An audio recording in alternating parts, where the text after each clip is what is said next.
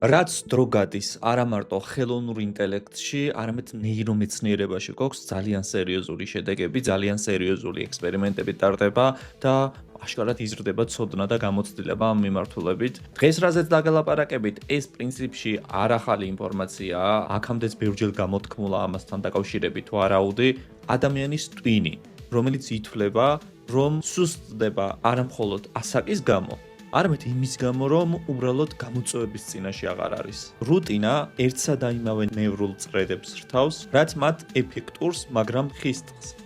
სინაფსური წმენდა, აი ასე ეწოდება ამ სიტუაციას და ანელებს ადამიანის ტვინის ზრდასა და ადაპტირებას. სიახლე ადამიანის გონებაში კვებავს ნეიროპლასტიურობას. ყოველი ახალი გამოცდილება დოფამინს გამოყოფს და ეუბნება ადამიანის ტვინს, რომ ყურადღება მიაქციე. ეს მნიშვნელოვანია. ეს კი საბოლოო ჯამში ასტიმულირებს სწავლას, კრეატიულობას და მეხსიერებას. სიახლის გარეშე ფაქტობრივად ადამიანის ტვინი ალპოპილოტზე გადადის, ზოგავს ენერგიას, მაგრამ სამაგიეროდ უბრალოდ ბერდება. გაგიკვირდებათ და კვლევები სერიოზულად ამტკიცებს ამ ფაქტს, რომ ადამიანის ხანდაზმულ ტვინსაც კი შეუძლია ახალი ნეირონული ქსელების გაბმა და საერთოდ ახალი ნეირონების ფორმირება, მაგრამ მხოლოდ და მხოლოდ მაშინ, როდესაც სიახლის, სირთულისა და გამოწვევის წინაშე დგას. მოკლედ, გონებას დრო კი არ აბლავგებს საბოლოო ჯამში, არამედ პროგნოზირებადობა.